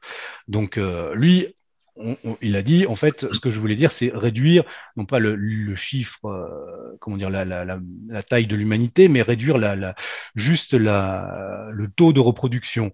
Mais peu importe, on voit que l'idée est là, c'est-à-dire utiliser la vaccination. Donc pourquoi la vaccination aurait un rapport avec la réduction démographique ou même la réduction de la natalité? Alors là, c'est là qu'il a développé tout son discours pour dire non, mais en fait, la vaccination crée des conditions de vie qui font qu'après, naturellement, par l'accès à des soins sanitaires, on réduit sa natalité. Ça, bon, mais en fait, non, c'est du bidon parce que quand on regarde dans le détail, on voit très clairement tout ce qui a été mis en place depuis les années 70 en matière de vaccination stérilisatrice. Mais donc ça c'est un premier point. Et si on regarde donc ce que je vous disais, l'idéologie de ces gens-là depuis longtemps, vous avez même des figures médiatiques, toutes ces figures médiatiques qui ont fabriqué l'écologie spectacle un petit peu. Vous avez par exemple que disait le commandant Cousteau dans les années 90, voilà, dans la revue de l'UNESCO, donc la revue de l'organisation des Nations Unies, enfin que le département culturel des Nations Unies. Il disait se débarrasser des virus est une idée admirable, mais elle soulève d'énormes problèmes. Au cours des 1400 premières années de l'ère chrétienne, les chiffres de la population étaient pratiquement stationnaires. Par le biais des épidémies, la nature compensait l'excès de naissances par l'excès de décès. Donc il dit voilà, nous voulons éliminer les souffrances, les maladies, l'idée est belle, mais elle n'est peut-être pas tout à fait bénéfique sur le long terme. C'est terrible à dire, il faut que la population mondiale se stabilise, et pour cela, il faudrait éliminer 350 000 hommes par jour. C'est terriblement horrible à envisager, c'est tellement horrible que nous ne devrions même pas le dire. Mais la situation générale dans laquelle nous sommes impliqués est lamentable. Voilà, donc si on fait le calcul, 350 000 hommes par jour, ça fait quelque chose comme 1,27 milliard de personnes sur 10 ans. Donc là, on est déjà dans des chiffres bon, pour atteindre ces chiffres-là, comment est-ce qu'on fait? Soit on fait des guerres frontalement, mais quand finalement le système mondialiste au cours du XXe siècle, par comment dire, une guerre, finalement, ça génère des dégâts collatéraux qui ne sont pas prévisibles, voire même des changements politiques qui ne sont plus maîtrisables. C'est coûteux. Alors maintenant, c'est coûteux, et puis on n'est pas sûr de remporter la mise. Donc finalement, en plus, dans un système où finalement les plus grandes puissances ont maintenant l'arme nucléaire, la guerre frontale n'est plus vraiment envisageable. Donc maintenant, il faut envisager des moyens détournés, des nouvelles technologies politiques, des moyens autres. Donc, il faut utiliser la réduction de population, la dépopulation par le biais d'autres moyens, de moyens qui vont être présentés au public comme des moyens sanitaires et surtout avec ce raisonnement un petit peu, c'est ce que Michel Foucault appelait la biopolitique, c'est-à-dire longtemps le pouvoir politique se caractérisait par sa capacité à justement pouvoir prélever sur la population un impôt de sacrifice et pouvoir punir, y compris jusqu'à la mort, par la mort. Et là, c'est l'inverse. Là, c'est un pouvoir politique qui se présente comme le garant de ceux qui donnent la vie et le garant exclusif qui donne la vie. D'où, effectivement, même ce que disait Youssef sur l'abolition de la peine de mort, ce genre de choses. Ce pouvoir ne peut pas être mauvais. Le biopouvoir ne peut être que bon. Il est du côté de la préservation de la vie. D'ailleurs, il le dit en permanence. Il est pour les droits humains, pour l'écologie, pour la terre, pour les choses positives. Donc, au nom de cela, ce n'est pas possible. Il ne peut pas faire le mal. Et tout ce qui est présent, et tout ce qui est finalement, il y a un lissage généralisé. De toute façon, on le voit même dans notre société, dans le rapport à la mort. C'est comme si la mort n'existe plus. C'est ce qui explique aussi l'attitude, la réception par le grand public des mesures sanitaires. C'est-à-dire, il n'est plus possible, il n'est plus tolérable d'envisager que la mort naturelle puisse exister. Donc, on délègue complètement cela au pouvoir institué et au biopouvoir, qui lui, par contre, peut prélever son taux de vie humaine, mais si c'est présenté au nom de la préservation de la vie. Et il y a un dernier aspect aussi qui est intéressant à souligner, c'est que euh, la crise la crise du Covid a été précédée par une crise politique qui était plus ou moins de plus en plus globalisée entre justement la population périphérique élargie et les centres de pouvoir globalistes. En France, nous avons vécu ça de plein fouet avec les Gilets jaunes. Face à cet embrasement généralisé, les mesures sanitaires sont venues comme geler un petit peu ce paysage politique chaotique et ont amené pour tous les pouvoirs politiques finalement un ennemi bien pratique pour geler toutes les contradictions interne. Voilà. Et donc, au niveau de la gouvernance globale, il y a aussi cette idée que pour qu'il y ait une unification globale de l'humanité, il faut un ennemi global. On a eu les successions depuis le tribunal de Nuremberg, c'est l'idée du criminel contre l'humanité. Voilà. Donc, on a des régimes qui sont régulièrement, qui reproduisent ce qu'a été le régime fondateur du crime contre l'humanité, le régime nazi, mais il y a des sortes d'incarnations successives de cette fonction-là, mais ce n'est pas suffisant parce que finalement ça reste un ennemi localisé. Alors après on a l'ennemi, le terrorisme qui est plus diffus, qui est partout, qui est déjà comme une forme de virus dans la population puisque ce sont des sociétaires, des populations qui peuvent se retourner et devenir des gens qui vont vous liquider un jour à l'autre. Donc, eh bien, l'étape d'après, c'est de trouver un ennemi qui est carrément en dehors de l'humanité, qui est finalement un virus. Là, c'est l'unification parfaite. C'est l'ennemi absolu de tout le monde. Donc, celui qui La va peur, la crainte surtout. voilà, et celui qui va se prendre qui va prendre finalement la prérogative ou le monopole de la lutte contre cet ennemi de l'humanité sera le garant, le berger de toute l'humanité. Donc on est aussi face à quelque chose de cet ordre-là. Et il ne faut pas oublier une dernière chose, quand on parle de dépopulation, on parle de gens, donc comme je vous disais au début de l'entretien, qui se projettent à l'échelle mondiale. Donc en fait, à l'échelle mondiale, il y a des ressources énergétiques disponibles limitées, et donc il faut limiter cette population. Et aussi, si on veut réaliser un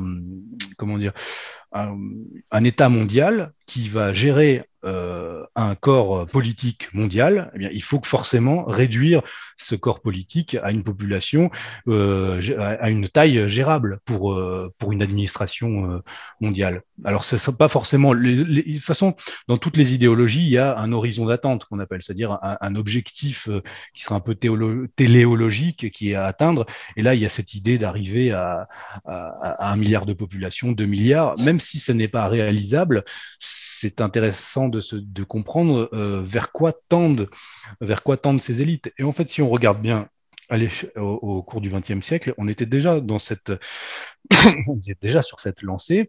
Quand on regarde les frères Huxley, par exemple, le fameux livre de Aldous Huxley, Le meilleur des mondes, décrit très clairement ce que le projet de l'élite de la maçonnerie anglaise et de l'élite de la finance anglo-britannique dès l'époque et dès le 19e siècle, c'est-à-dire une société complètement eugéniste, parfaitement réglée, parfaitement, parfaitement une sorte de société en caste, avec une élite, avec une société comment dire, différenciée par la génétique. Donc on est déjà là-dedans en fait. Donc en fait, nous on découvre ces choses-là. C'est un petit peu comme le soir d'été où on voit passer les satellites d'Elon Musk dans le ciel. On est comme des tribus où on découvre des choses incroyables, mais en fait on est déjà là-dedans. Donc en fait ça nous paraît fou, mais c'est ce qui est déjà en cours. Maintenant, le problème, c'est, bon, on subit ça, on le comprend, le faire comprendre aux autres, ce n'est pas forcément évident, mais voilà, c'est notre travail. C'est ce qu'il y a de plus difficile. Mais ce que je voudrais, bon, parce que certains auditeurs se poseront cette question qui peut sembler être naïve pour les plus initiés, si on peut parler comme ça, ils auront déjà leur réponse. Mais le but ultime de ces gens-là, d'amener une gouvernance mondiale, de réduire la population, euh, sachant que l'argent reste un outil d'aliénation des peuples, l'argent n'est pas un but, mais reste euh, un moyen de soumission comme un autre. Quel est leur but ultime à cette poignée, qui sont de confessions, on va dire, différentes? On peut avoir une élite juive, on va dire, plus sioniste, donc qui est athée. On va avoir une élite peut-être protestante, une autre qui ne l'est pas du tout. Qu'est-ce qui peut unifier, on va dire, ces personnes-là? Est-ce qu'ils ont un même objectif, une sorte de messianisme, un pouvoir absolu, marquer l'histoire? Est-ce que c'est simplement une mégalomanie extraordinaire de la part de ces gens? Qu'est-ce qui les anime réellement? Bah déjà le contrôle. Antoine, tu commences? Ouais, voilà. Déjà le contrôle. Hein, quand vous avez le contrôle, c'est vous en voulez plus et puis vous voulez et surtout vous voulez ne pas le perdre. Et dans une situation de crise systémique, il s'agit de ça aussi, de ne pas perdre le contrôle sur les sociétaires que vous gouvernez. Et puis il y a c'est comme ce que dit Soros sur ces fantasmes messianiques qui l'habitent depuis qu'il est enfant. Il y a cette idée, je pense, de marquer l'histoire et en fait de sortir de la condition humaine, en fait, d'être pour des gens, comme je disais, dans la théosophie, dans ces idéologies-là, pour la maçonnerie de haut grade, il y a cette idée que, en fait, ce que nous chrétiens, nous pouvons connaître ou expérimenter en essayant de nous configurer à la vie du Christ, eh bien, ces gens-là ont essayé de sortir de la condition humaine autrement. On est tous mortels, donc on est tous d'une certaine manière frappés par une certaine urgence dans nos vies. Donc soit on va vers l'idée traditionnelle et vers l'idée chrétienne, soit si on pousse les choses jusqu'au bout, je pense pour ces gens-là qui sont depuis leur enfance, même parce que ce sont des lignées de gens, hein, Bill Gates, par exemple, c'est le troisième du nom. Enfin, c'est ça aussi, ces gens se présentent toujours comme s'ils venaient d'arriver, qu'ils ont tout fait par eux-mêmes. Non, non, ils sont des lignées. En fait, ce sont les lignées qui seraient naturellement amenées à diriger l'Occident, qui sont dégénérées et qui ont une idéologie qui conduit tout le.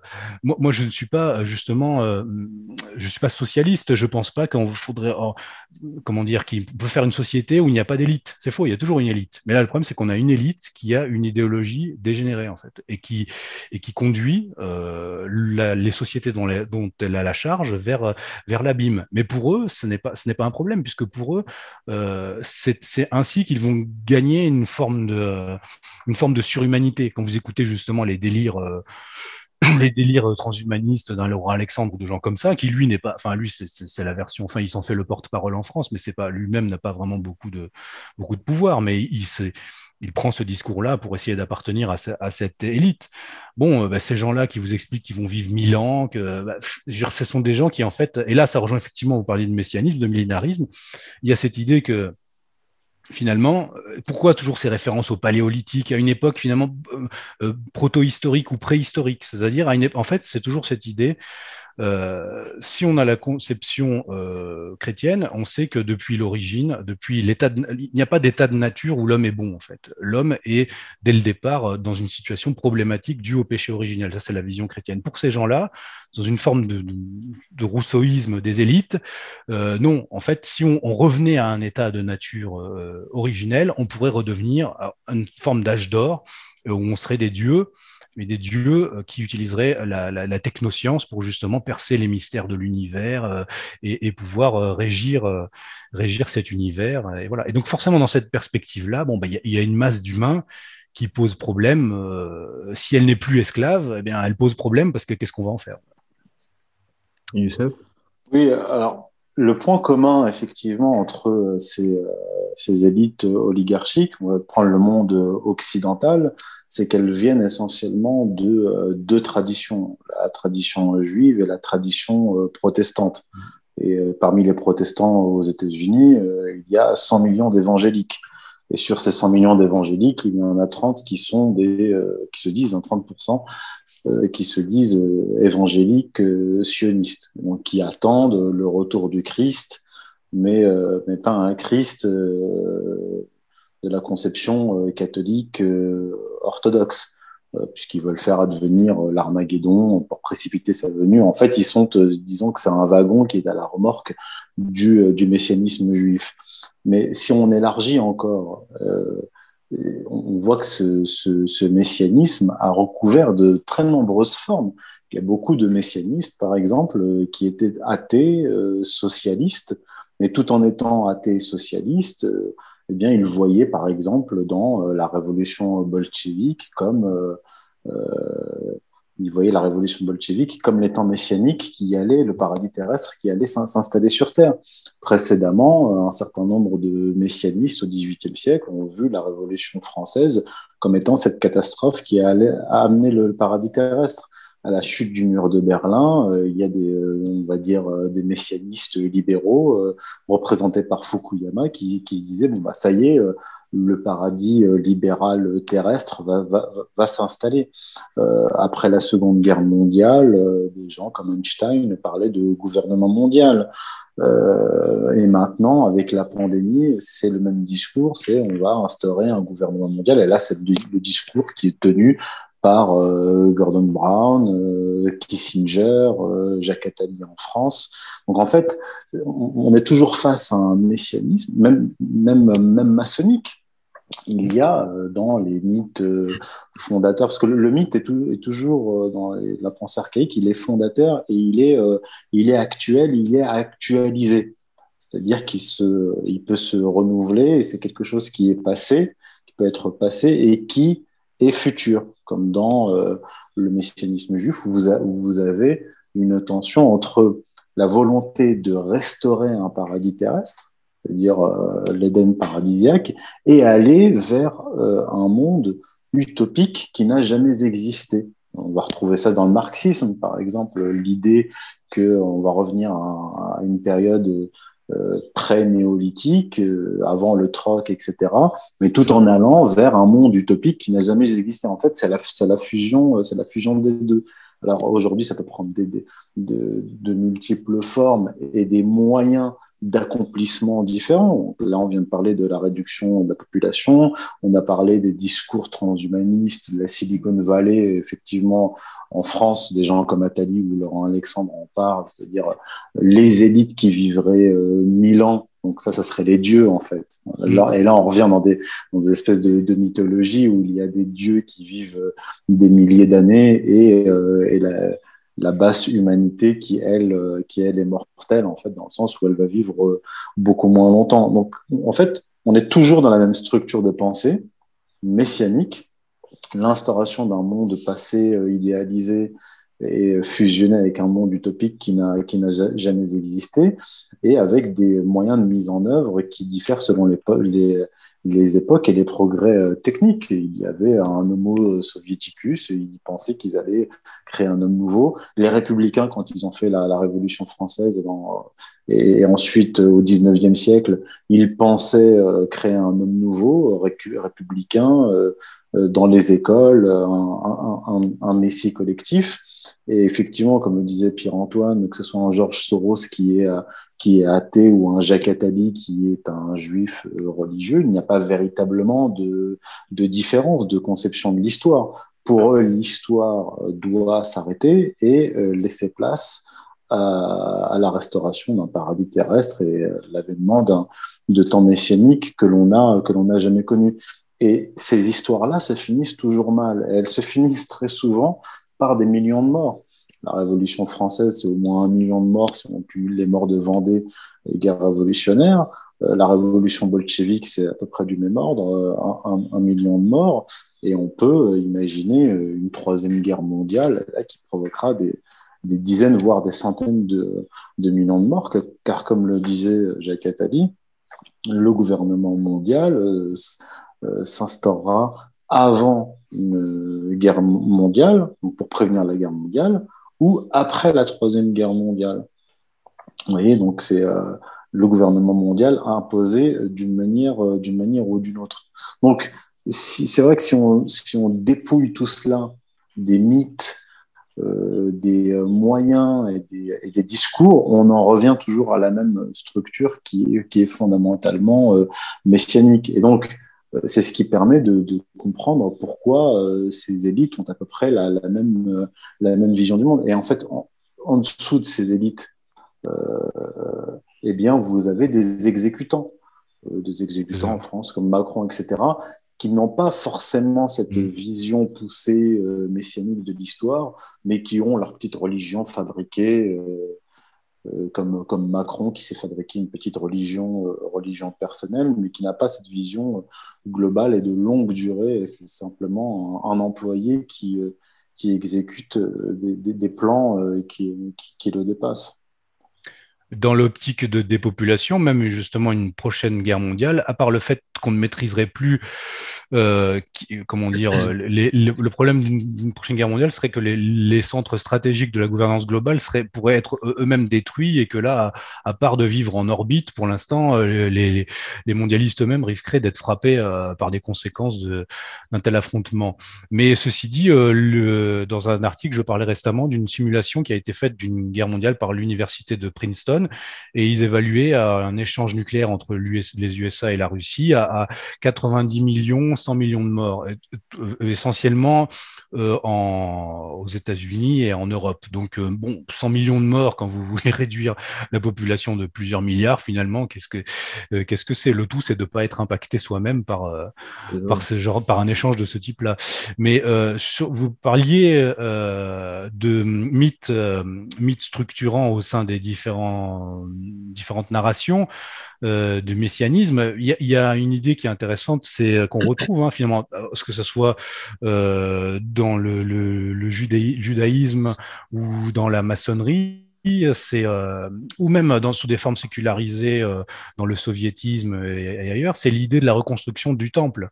C'est central dans la maçonnerie, la reconstruction du temple, et aussi le meurtre fondateur de l'architecte du temple, Hiram, qui a été aussi dépecé à la manière de Dionysos ou d'Osiris, et dont les morceaux sont éparpillés, qu'il faut rassembler, et il faut rassembler l'architecte et rassembler le temple lui-même. Cette mystique la reconstruction du temple qui est au cœur du courant le plus religieux du sionisme. Voilà, là on a quelque chose, et on peut quand on lit des gens comme même le rabbin Ben Amozeg, qui est le théoricien du noachisme, donc de cette forme de judaïsme qui serait pour les non-juifs une fois que le temple serait reconstruit. Là j'ai publié aussi une étude qui est issu, dont certains extraits sont issus du document qu'on avait réalisé avec Youssef sur la géopolitique des religions, et donc je parle de la reconstruction du temple de Jérusalem pour les sionistes religieux.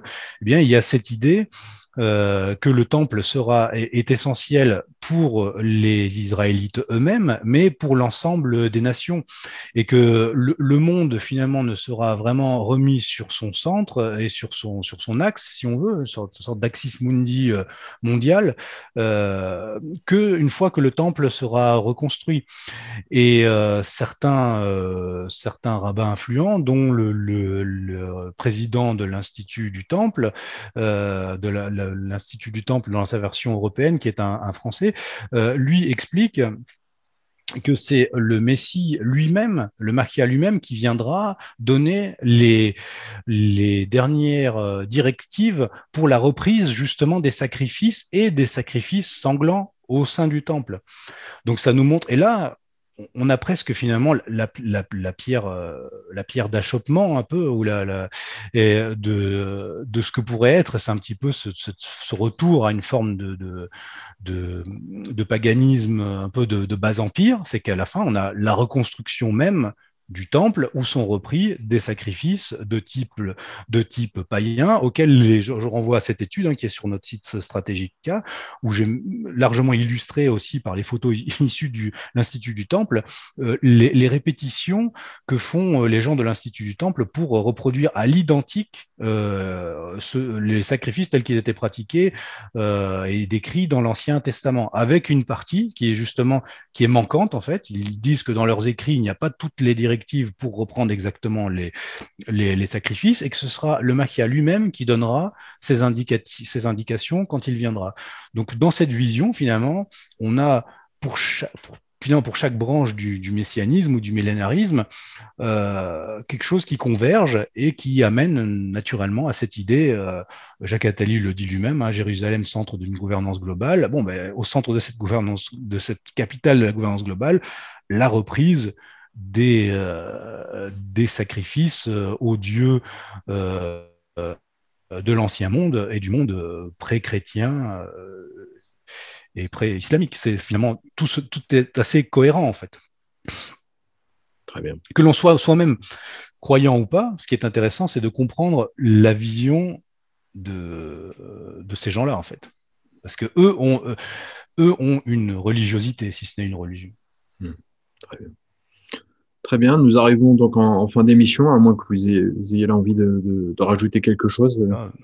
Oui, on peut préciser encore les choses et dire que, par exemple, ça correspond à des projets qui sont inscrits dans la Bible hébraïque, notamment dans Ésaïe, dans le livre d'Ésaïe. Il y a des passages eschatologiques dans lesquels il est dit que les goïms, donc les non-juifs, seront rassemblés aussi au temple. Et en fait, il y aurait deux niveaux, c'est-à-dire le peuple juif qui est le peuple prêtre, qui lui est proche de Yahvé et qui jouerait le rôle d'intermédiaire entre nous, les goïms, et Yahvé. Et donc, les peuples du monde se réuniront à Jérusalem autour du temple, donc soumis au Messie des Juifs et soumis au peuple juif. Et ce qui est intéressant, c'est ce lien entre le paganisme et ce messianisme juif, c'est que, par exemple, Julien l'Apostat, qui était un empereur romain anti-chrétien, avait voulu reconstruire le temple de Jérusalem après la destruction du second temple, et cet apostat païen romain a voulu reconstruire le temple. Donc, ça va à l'encontre de cette idée de judéo-christianisme. En fait, il faut parler de pagano-christianisme, de même que dans le monde musulman, les musulmans traditionnels ne peuvent absolument pas valider le projet sioniste. Ceux qui, dans le monde musulman, valident le projet sioniste d'Israël sont des gens, notamment les wahhabites, qui ont abandonné l'islam traditionnel, même s'ils se revendiquent musulmans, et qui accompagnent le projet sioniste et qui, à terme, appelleront, c'est déjà le cas en Arabie Saoudite, à combattre les mouvements pro-palestiniens et de Hezbollah et à s'allier à Israël. Donc on voit, si on prend de la hauteur et une vision de longue durée des religions, l'effondrement du christianisme d'un côté, l'effondrement de l'islam a été véritablement l'accélération du déclin et du monde musulman et du monde occidental.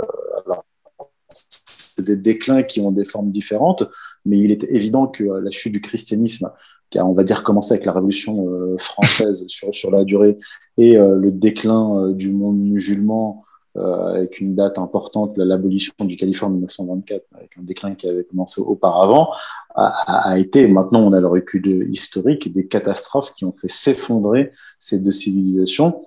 Et ce qui en ressort, ce sont des entités politiques qui sont étrangement tout à fait compatibles avec le sionisme, l'État d'Israël et le messianisme juif, sachant que les catholiques d'un côté, avec le pape Pie X, s'étaient opposés au projet sioniste ouvertement, en disant à Theodor Herzl droit dans les yeux, vous n'avez pas reconnu notre Seigneur, nous ne pouvons pas vous reconnaître, donc nous ne pouvons pas.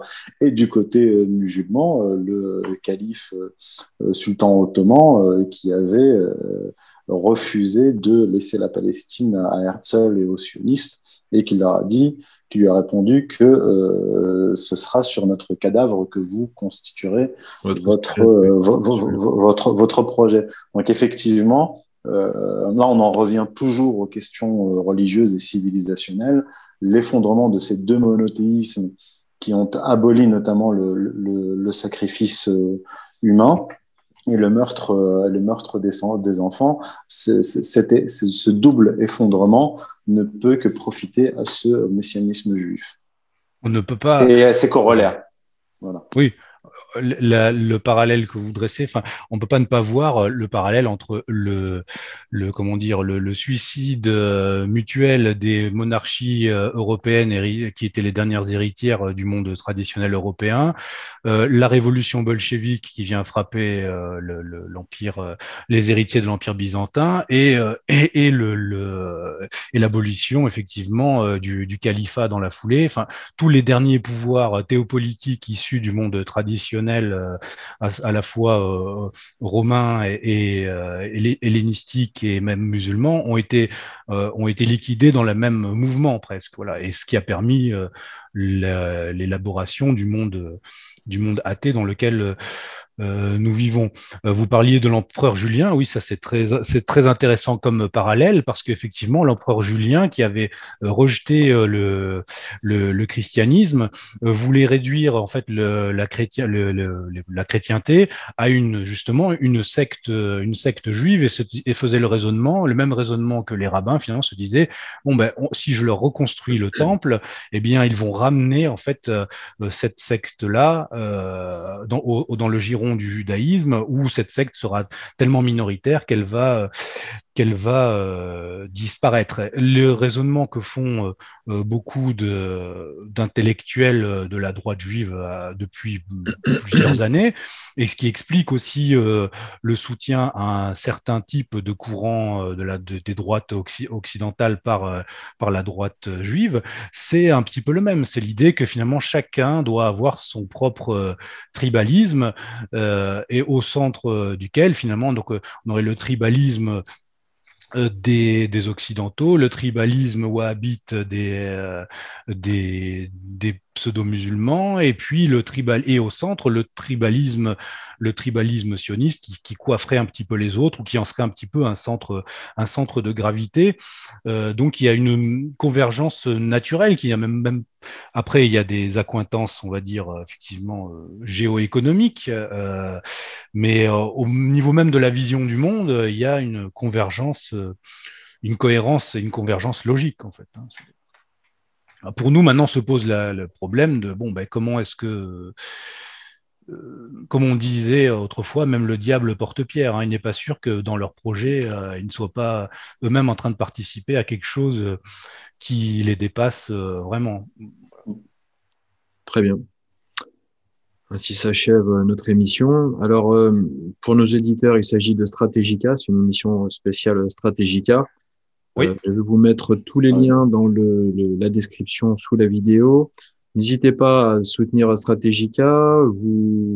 Si vous pouviez parler un petit peu, Pierre-Antoine, rapidement des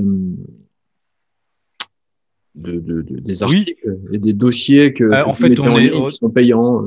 Voilà, donc on produit, il y a une partie du contenu qui est ouvert et puis une autre partie qui est sous la forme de dossiers payants. Ce qui est intéressant pour les chercheurs qui participent à notre site, c'est que cela permet déjà de financer notre site et l'existence du site, et puis cela permet un temps de recherche qui est intermédiaire entre l'article et le livre, en fait.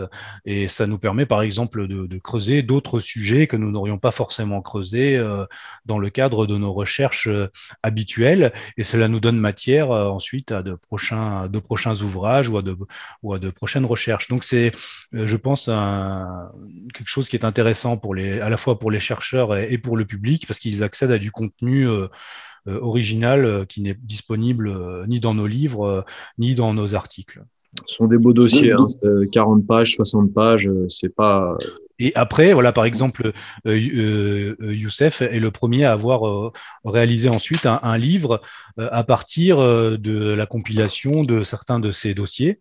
Alors c'était pas une compilation de dossiers, c'est un dossier en tant Oui, que c'est un tel, dossier, l'islam politique, qui est sur strategica.fr et qu'on a fait éditer donc avec KA Édition, donc disponible en France aussi et aussi au Maghreb. Et l'utilité aussi d'avoir Strategica, c'est comme l'a dit Pierre-Antoine, de traiter de sujets d'actualité mais sous un format plus long que l'article, c'est-à-dire voilà, véritablement de la recherche, et plus rapidement que les livres, parce que on a lancé Strategica, la coïncidence a voulu que Strategica démarre au moment de la pandémie.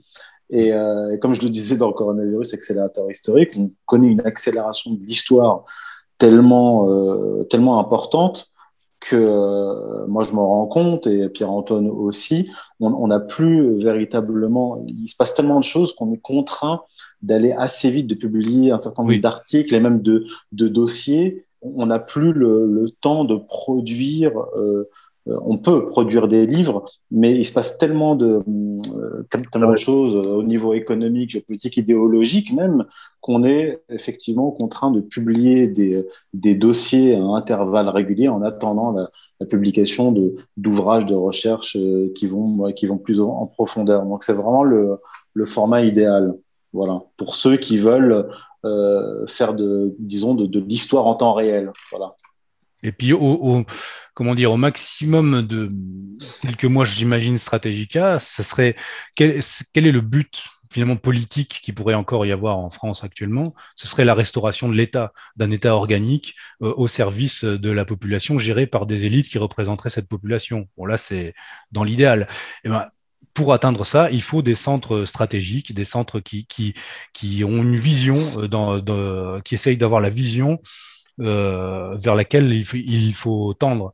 La stratégie, cela se définit par la dialectique des volontés qui s'affrontent finalement. Donc là, on a un adversaire qui, lui, a une stratégie et a des outils tactiques et les emploie, et il a une stratégie, et donc mais le problème, c'est que les opposants à cet ennemi n'ont pas de stratégie commune finalement. Ils réagissent, ils prennent les coups et éventuellement ils résistent un peu, mais là il faudrait passer à un autre niveau, à un niveau réellement stratégique, c'est-à-dire au sens militaire, c'est-à-dire avec la stratégie se définit par ça, par une dialectique de volonté, donc et de définir quels sont nos buts et notre vision du monde aussi. Voilà. Donc, et donc définir, nous on étudie ce que fait l'adversaire, les actions de l'adversaire, sa vision du monde ou ses visions du monde, eh bien, nous devrions nous aussi arriver à travailler, à agglomérer quelque chose comme un centre stratégique pour qui nous soit propre. Bon, ce n'est pas la tâche, n'est pas sans moyens. Oui. Et dans le même sens, justement, j'ai publié il y a quelques semaines sur Strategica un texte qui s'appelle L'abolition de l'état de droit et le retour de la violence politique, qui traite justement de ce sujet-là. Alors, c'est pas un appel à la violence, mais j'ai justement que l'abolition de l'état de droit ne peut conduire qu'à une violence d'abord venant de l'État contre la population et une violence venant du peuple français en tant que corps politique en réponse à cette violence, mais pour restaurer cet État. Parce que comme je le disais précédemment, la fin de l'état de droit, ça veut dire quoi? Ça veut dire que c'est la fin de la justice. La justice, et comme je le disais, c'est la sortie de l'archaïsme vers l'état, pas forcément l'état moderne, mais la civilisation, et cette institution qui a pour rôle de venger donc les victimes et d'empêcher le chaos. Or, là, on constate que les élites dirigeantes, notamment en France, utilisent l'État et la police comme un outil dans le cadre d'une guerre privée qu'ils mènent contre le peuple. Et cet état de fait ne peut conduire qu'à la violence et au chaos.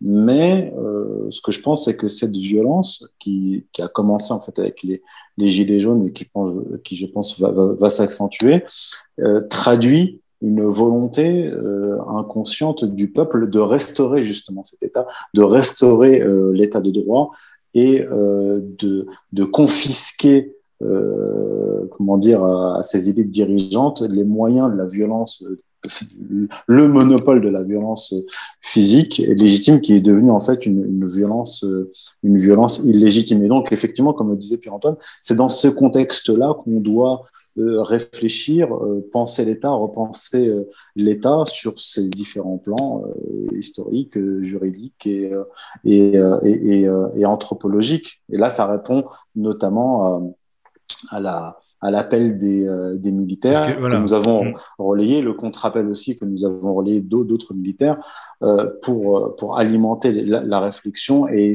dépasser ce simple constat du recul des territoires de la République et des questions de l'insécurité. L'insécurité, c'est l'ultime avatar de la décomposition de l'État et donc du globalisme. C'est ça aussi, c'est ce que nous avons en commun, en fait. Sans forcément se concerter, on se rend compte qu'on a vraiment des sujets communs avec Youssef souvent.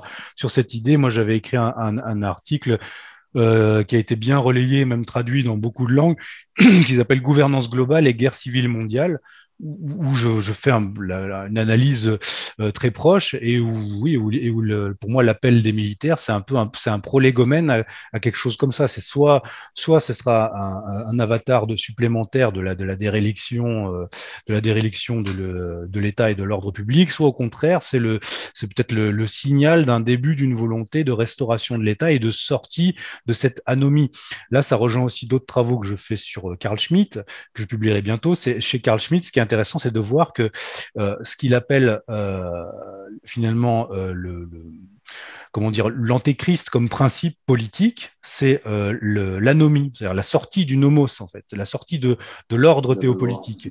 Et en fait, ça rejoint réellement la vision du messianisme politique. Le messianisme politique, c'est l'idée qu'on va restaurer l'Éden perdu et en fait, on va abolir le nomos, on va abolir l'ordre établi, on va abolir tout ce qui structure finalement une société, mais même une anthropologie, d'où le recours, l'idéologie du genre, c'est toutes ces questions-là, parce qu'en fait, le but, c'est de revenir à un ordre du monde où tout est permis. Donc, ce n'est plus un ordre, ce n'est plus un nomos, c'est une anomie. Et en fait, Carl Schmitt parlait de cela, et je pense que là, on arrive à ce point limite-là, ou bien on continue vers l'anomie, et donc vers la destruction et le déchirement du tissu théopolitique, ou bien on revient à une forme une forme de restauration, mais de type intégral, quoi, c'est-à-dire qui partirait depuis le cœur de la problématique qui est religieuse. Des gens, même, on voit actuellement quelqu'un comme Patrick Buisson a un discours très proche du nôtre, alors qu'il vient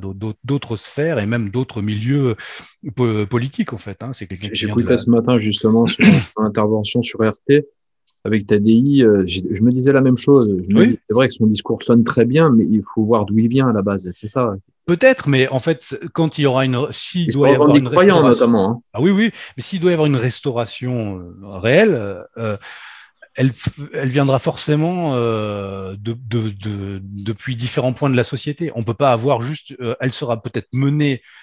Moi, je pense, comme Youssef, elle sera plutôt menée par des membres des classes moyennes supérieures qui vont essayer d'enrayer le chaos, mais elle va être accompagnée de gens qui viennent de l'armée, elle va être accompagnée de gens qui viennent de la grande bourgeoisie, mais conséquente comme ce Patrick Buisson. Il y aura toutes sortes de gens. On ne peut pas restaurer un pays que sur une classe, sinon on est dans une vision marxiste et donc de guerre civile, et en fait, on ne sort pas du logiciel mondialiste qui est le même, qui est le logiciel de guerre civile.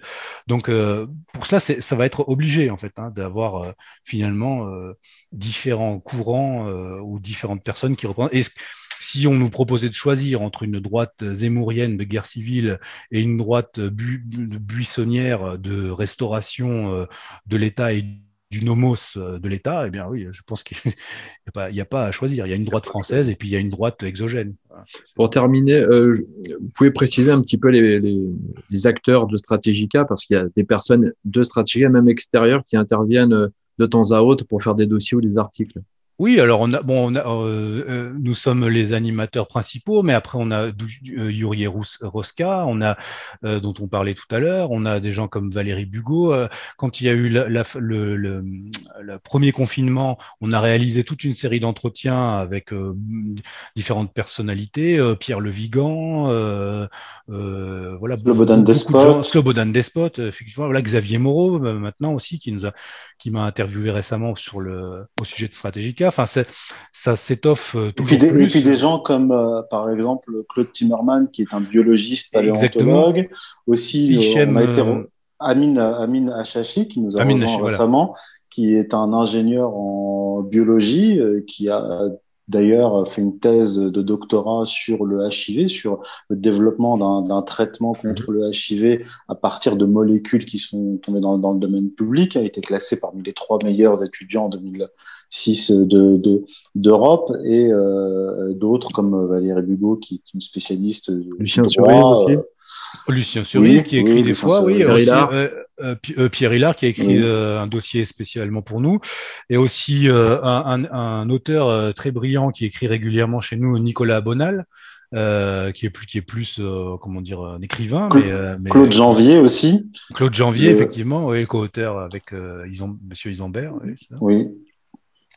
Donc on a beaucoup de monde. En fait, on est une plateforme. Il faut voir une chose, c'est que oui, et quand on a vraiment eu une explosion de visibilité au premier confinement, parce qu'on traduisait beaucoup d'articles, notamment anglo-saxons, sur sur tout ce qui était médecine alternative et autres, et beaucoup de nos intervenants sont ensuite intervenus dans le film Hold Up. Voilà, donc on est un peu en amont d'une chaîne de réinformation, si on veut, et c'est vraiment la fonction de notre site, c'est qu'on n'est pas forcément dans la polémique, mais on se situe au cœur un peu de la fabrique d'information, de réinformation et d'analyse. C'est ça qui nous intéresse le plus. C'est pour ça on produit peu de vidéos, par exemple.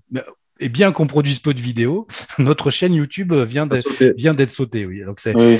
et en fait, on est de plus en plus invisibilisé. Bon, sur Facebook, on n'en parle même pas, mais même sur Google, on est invisibilisé. Et maintenant, notre chaîne YouTube a été. Donc, c'est jamais des attaques directes. On a été très tôt identifié par Conspiracy Watch, évidemment, hein, qui a fait des fiches très bien faites, hein, d'ailleurs, que si nos lecteurs veulent les voir.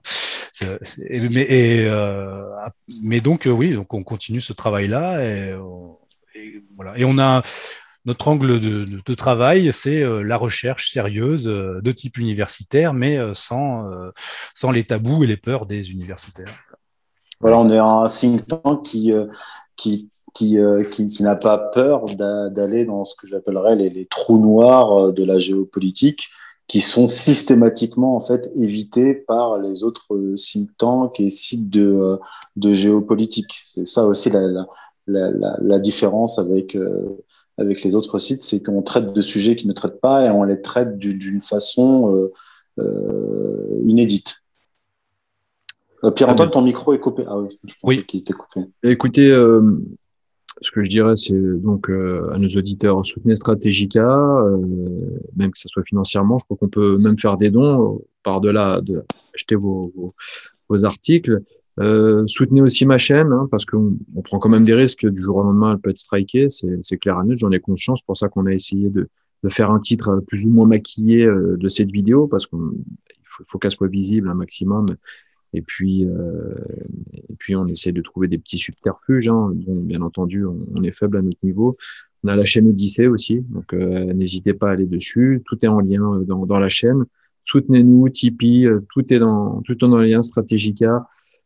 N'hésitez pas, et je vous dis à très bientôt, messieurs, pour une autre émission sur un autre sujet. Merci pour l'invitation. Ou alors en présentiel, en camp Covid, hein, peut-être, on verra. Oui, on espère.